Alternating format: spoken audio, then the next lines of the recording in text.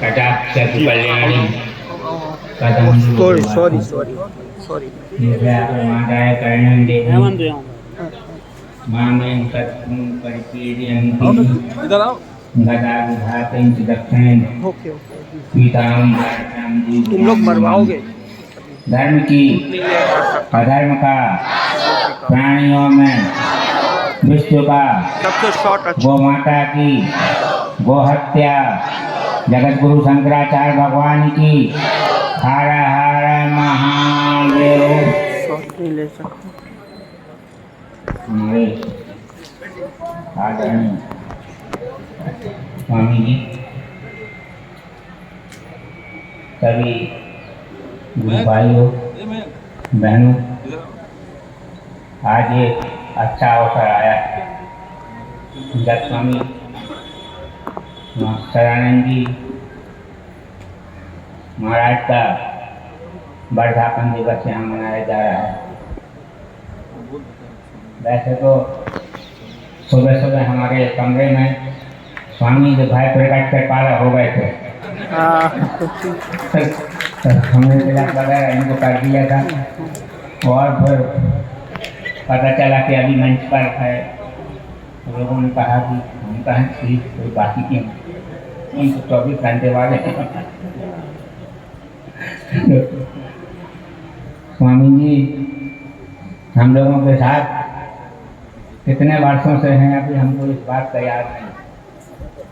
कितने साल से जब से स्वामी जी यहाँ आए हैं 1973 जब महाराज श्री का अभिषेक हुआ था 7 दिसंबर 1973 को उसी साल स्वामी जी आए थे और तब से स्वामी जी यहाँ पर हम लोगों का साथ है।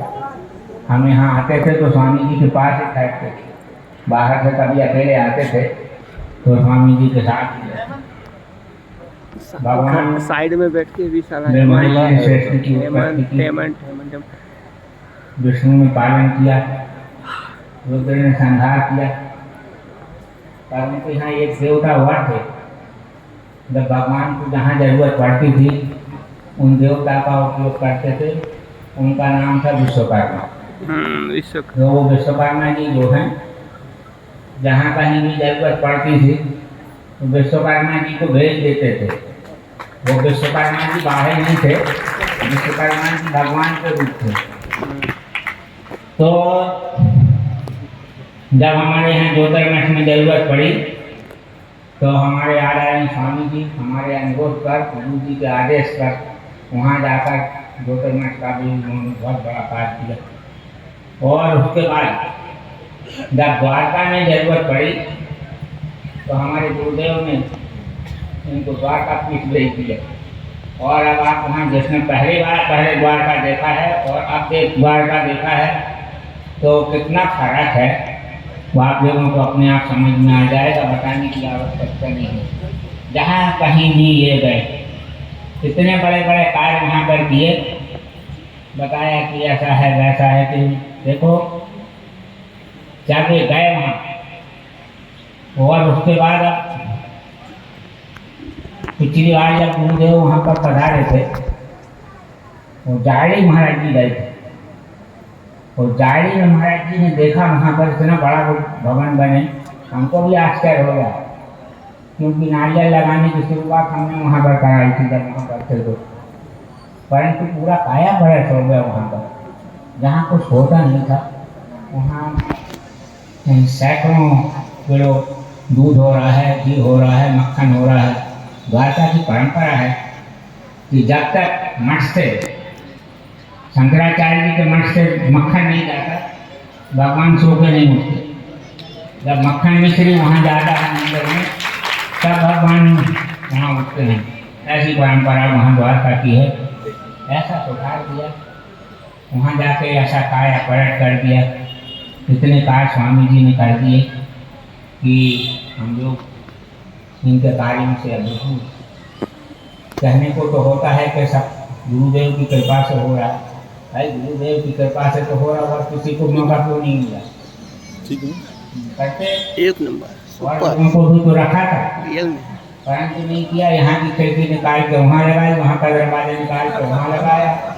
वहाँ की मिट्टी निकाल के वहाँ डाली, वहाँ की बालू निकाल के वहाँ डाली, परंतु जो ढंग से वहाँ पर मठ का निर्माण हुआ है वो स्वामी जी के पहुँचने के बाद हुआ है, और निर्माण की ही बात नहीं है। पहले लोग जाते थे तो हमको कहने में थोड़े संकोच और शर्म का अनुभव होता है कि हमारे यहाँ जो गद्दी थी वो 40,000 में मिल जाती थी साल भर के लिए।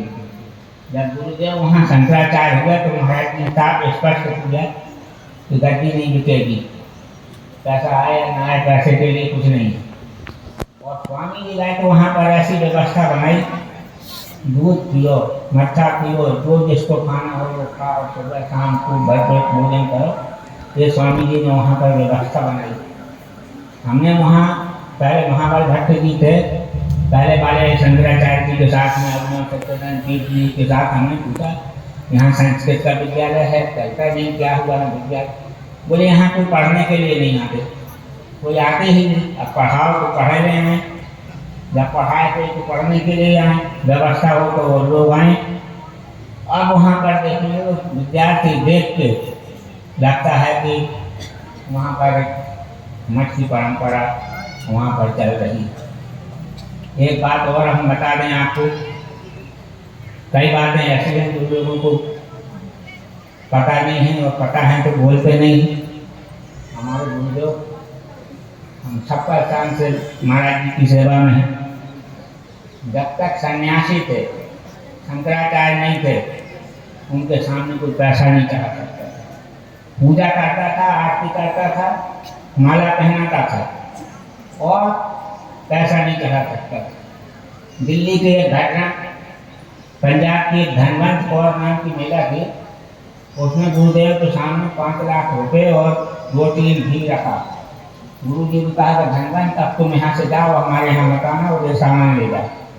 महाराज जी का ये कड़ा नियम था, और उस नियम पर चलने वाले हमारे दंडी स्वामी दोनों उसी नियम पर चल रहे हैं। ये लोग भी, उनको कोई स्वार्थ नहीं, कोई लालच नहीं, किसी तरह का कोई नहीं है। वे अपनी गुरु की परंपरा पर चलने वाले हमारे गुरु भाई।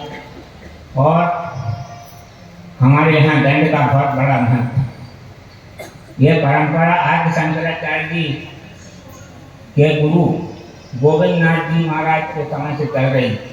दंड ग्रहण मात्रण नारो नारायणो भवत भवे। ये जो दंड आप देख रहे हैं लकड़ी का दंड मात्र नहीं है, इसमें 24 यज्ञोपवीत लगे हुए हैं। ब्राह्मण को 2 यज्ञोपवीत पहनता है, परंतु इसमें 24 यज्ञोपवीत हैं। इनका तर्पण होता है, इसमें ऋषियों का वास होता है, इसमें ब्रह्मा का वास होता है, इसमें विष्णु का वास होता है। ये दंड, ये दुर्लभ दंड है, और ये इनके हाथ में होता है, तभी वो नारायण होते हैं। ग्रहण करने मात्र से, दंड ग्रहण मात्र से नर नारायण हो जाता है। यह परंपरा हमारे यहाँ सनातन धर्म की परंपरा, 2500 वर्ष पुरानी परंपरा है। भगवत पाल गोविंद पादाचार्य जी महाराज ने सागर घाट में गुरु गुफा में गोविंदनाथ संघ में आदि शंकराचार्य जी को दंड संन्यास की दीक्षा दी थी, और उन्हीं शंकराचार्य जी ने देश की 4 दिशाओं में 4 मठों की स्थापना की। उत्तर में ज्योतिर्मठ, दक्षिण में श्रृंगेरी मठ, पूर्व में गोवर्धन मठ और पश्चिम में द्वारका शारदा मठ। 2 मठ जो हैं वो पहाड़ में हैं, और 2 मठ जो हैं समुद्र के किनारे। परंतु हमारे गुरुदेव 2 पुरुष के शंकराचार्य, एक समुद्र के किनारे के मठ थे, एक पहाड़ के किनारे।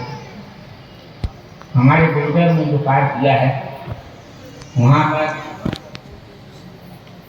भगवान आदि शंकराचार्य जी की गुफा का जीर्णोद्धार महाराष्ट्र में कराया, रोटकाचार्य जी की गुफा का जीर्णोद्धार महाराष्ट्र में कराया। रोटकाचार्य जी की गुफा, आदि शंकराचार्य जी की गुफा, जहाँ आदि शंकराचार्य जी ने प्रस्थान सिंचाई के ऊपर घास की रचना की थी, वो 2 गुफाएं आज भी मौजूद हैं। और जो शुद्ध सात्विक मन से स्नान करके गुफा के अंदर जाता है, और दीवार में उसमें कान लगा के सुनता है तो ओंकार की ध्वनि सुनाई देती है। हमने स्वयं वहाँ पर सुना है, ओंकार की ध्वनि वहाँ पर सुनाई देती है। और वहाँ पर आत्मज्योति का दर्शन भगवान आद्य शंकराचार्य जी को हुआ था। और यहाँ द्वारका पीठ में त्रैलोक सुंदर मंदिर में आपने सुना होगा आद्य शंकराचार्य जी का, सुरेश्वराचार्य जी का शास्त्रार्थ हुआ था। सुरेश्वराचार्य जी साक्षात ब्रह्मा के अवतार थे और उनकी जो पत्नी थी साक्षात सरस्वती थी, उभय भारती, जो उनके शास्त्रार्थ में निर्णायक थी। जब वो जाने लगी वहाँ से आज्ञा लेकर आद्य शंकराचार्य जी से कि अब मुझे आज्ञा दें मैं जाता हूँ, तो आद्य शंकराचार्य जी ने कहा ये त्रैलोक सुंदर मंदिर है, इसी में तुमको मैं स्तंभित कर रहा हूँ। उसे मैं उनको स्तंभित किया है और वहाँ ज्वाला जलती रहती है, ज्ञान की ज्योति वहाँ जलती रहती है। ऐसा दिव्य मठ, उसकी व्यवस्था हमारे स्वामी जी देखते हैं। ये हम लोगों की सौभाग्य की बात है। हमने भागवत सुनी, अभी थोड़े दिन पहले स्वामी जी की भागवत हुई। हम भागवत सुनते थे, लोगों की कोई गाना बजाना हो जाता था, थोड़ा आधा पन्ना सुनाया फिर नाचने लगे, सब लोग उनके नाचने लगे, कैसी भागवत हो रही है। और स्वामी जी की भागवत हमने सुनी तो हमको लगा कि ये बात, तो अब ये भागवत होना चाहिए, लोगों को पता चलना चाहिए तो भागवत क्या है। तो पता ही नहीं चलता कि क्या भागवत है। इसलिए ये सब बातें बंद होना चाहिए और सही ढंग से जो भागवत होती है वो भागवत श्रीमद् भागवत होनी चाहिए। स्वामी जी के पावन जन्मदिन पर हम इनको बहुत बहुत बधाई देते हैं। सच्चाई है, सच्चाई से भी जाना है और इसी तरह से देश की, समाज की, सनातन धर्म की और गुरु परंपरा की जो मठों की सेवा करते रहें, यही कहते हुए अपनी बात को ही समाप्त करते हैं। धर्म की जय हो, अधर्म का नाश हो, प्राणियों में सद्भावना हो, विश्व का कल्याण हो, गो माता की जय हो, गो हत्या, जगत गुरु शंकराचार्य भगवान की हर हर महादेव। बड़ी कृपा